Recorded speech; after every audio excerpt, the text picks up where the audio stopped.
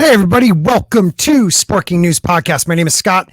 Let's go over this. This is something I've been talking about on the most recent streams since the Gina Carano, I like to call scandal, popped off. If you don't know about it, where have you been? Gina Carano, the star of The Mandalorian, second rated on IMDb for the actors on it, next to a freaking cartoon Baby Yoda, or CGI Baby Yoda. She is the biggest star they had. Well, after a tweet comparing what's going on in the climate of the world, not just the United States, to what neighbors were doing during Yahtzee Germany, they decided that was a good enough reason to get rid of her. So they dropped her as a member of the cast, stopped the next sequence of shows she was going to be on, that Rangers show on Star Wars Disney Plus. What else did they do? Oh, her management team left her. Yeah, pretty much they tried to cancel Gina Carano, and guess what? They couldn't. You know why? Because she is strong in her morals and her convictions, and it paid off. And now she has her own thing going with Ben Shapiro's company. So that's just to bring you up to speed. This is what I've been talking about. Gina Carano situation. This is a New York Magazine writer compares Mandalorian actress Gina Carano's treatment to Hollywood's blacklisting in the 1950s.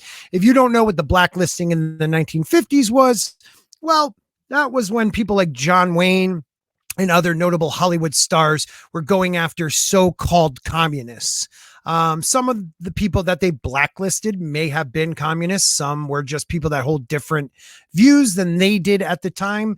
Once you were blacklisted, you were not allowed to take part in anything Hollywood. You couldn't write. You couldn't act. You couldn't do a freaking commercial for toothpaste. You couldn't do nothing. And it ruined people's career. If you ever seen Trumbo, the movie, great movie, check it out. Talks about this blacklisting. But anyways, so this writer is comparing it to, which I have said multiple times in different avenues on YouTube.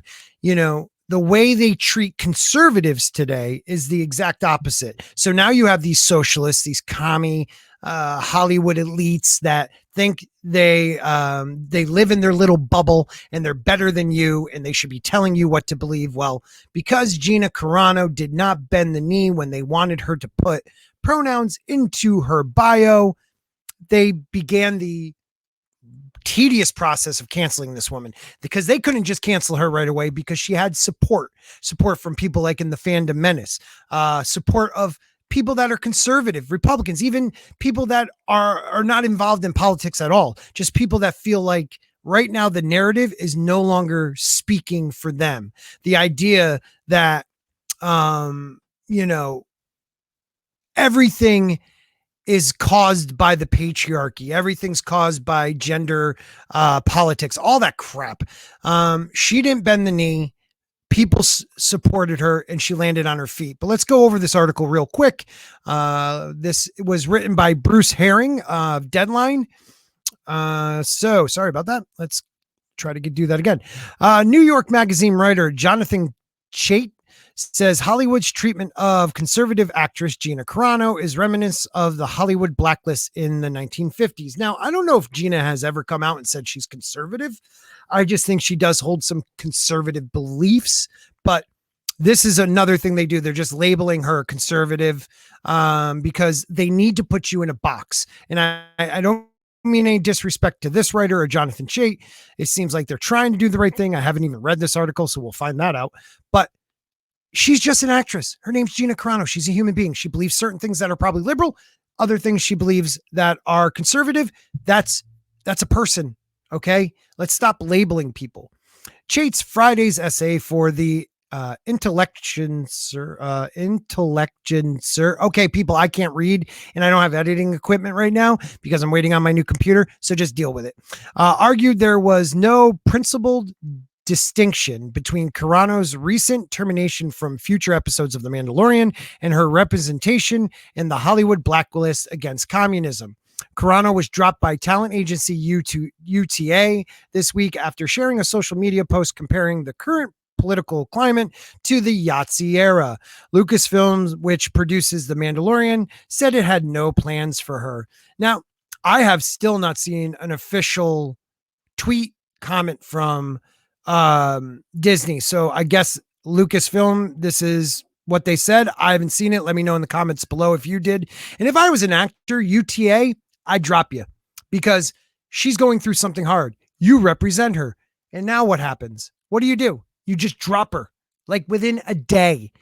If I was one of your actors, I'd think long and hard if I wanted to keep you guys.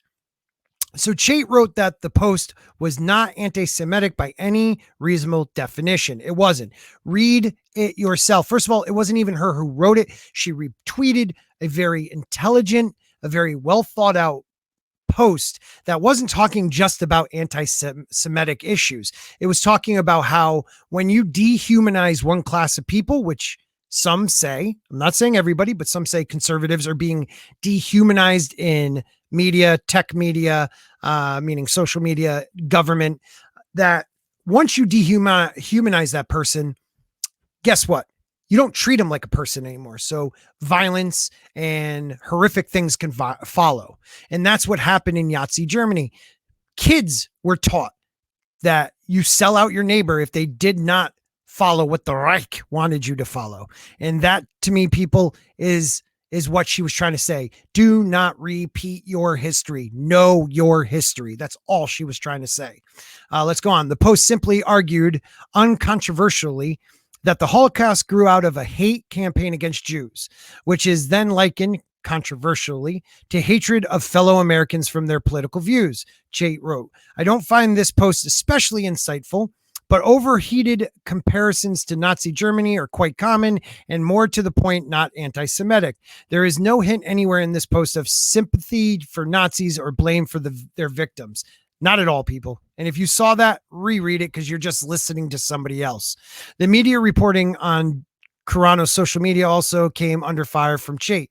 The tone of the reporting simply conveys her post as though they were a series of petty crimes, the punishment of which is inevitably and self-evidently justified. He wrote, the principle that an actor ought to be fired for expressing unsound political views has simply faded into the background. He added, if you think blacklisting is only bad if its targets have sensible views, I have some bad news for you about communism. Chait concedes that Hollywood has the right to choose who it will work with, but a fairer and more liberal society is able to create some space between an individual's political views and the position of their employer. Exactly. So we know many people that work for Lucasfilms, Hidalgo, Pascal, that have said terrible things about conservatives. And yet Disney doesn't come out and say anything about that, do they? So we now know that Disney leans one way. If you didn't know that, you do now. And I just ask for the hypocrisy to end. Firing Gina Carano, well then, because of what she said, fire Pedro Pascal, because he called half of American Yahtzees, half of America Yahtzees, for voting for Donald Trump. Political people. We are starting literal riots over politics. It's unbelievable to me. Either side is wrong for rioting. Peaceful protesting, yes, that has not happened in the last 8 months. At least that's not what they're showing us on network. You know, they tried to show the peaceful part for the left and then the aggressive, on the hill on the right. And, I don't want to get booted from YouTube, so I'm not going to talk too much about that, but the hypocrisy is what gets me. That's what I'm talking about. Chait can see. Oh yeah. Dalton Trumbo. Oh, we just talked about that at the beginning. That's a great movie. Trumbo, ought to have been able to hold on to his screenwriting jobs, even though he supported a murderous dictator like Stalin, he said. An actor ought to be able to work even if they support an authoritarian bigot like Donald Trump. Do not agree with that. Do not believe he's a bigot. That is another narrative, but that's for another topic. I don't want people on my channel, oh, I'm not going to watch him because of his political views. You're feeding right into the narrative. Look, Trumbo did believe that Stalin was good. Stalin is a piece of crap. We all know that. He killed over 50 million of his own people. But listen, you have a right to believe what you want to believe in America. It's your right as an American. And if we try to stop that, if we tell people you can't say it because if you do, we're going to cancel you, then you're not going to know who the actual Yahtzees are, or the commies are, or the socialists, or the conservatives, or the left, or the right. You don't know because they're not allowed to say it. That's the beauty of free speech. You hear people's positions and then either agree or disagree. You decide to debate or not, or just ignore. That's what these kids of today are missing. They believe if you don't have their thought, you shouldn't be allowed to speak. And they want to change the freaking Constitution because of it. What do you guys think about that article? Do you agree or disagree that she is kind of being treated like the blacklisters of the 1950s? Thank you to all my new subscribers since the Drunk 3PO stream yesterday. I really appreciate all of you. Please definitely comment, guys. It helps with the algorithm. And if you are not subscribed, click the subscription button. Until next time, I just want to say thank you to all the Sporkerz out there that help me, fund this awesome enterprise we have growing here. Let's grow this channel. And this one is for all of you guys.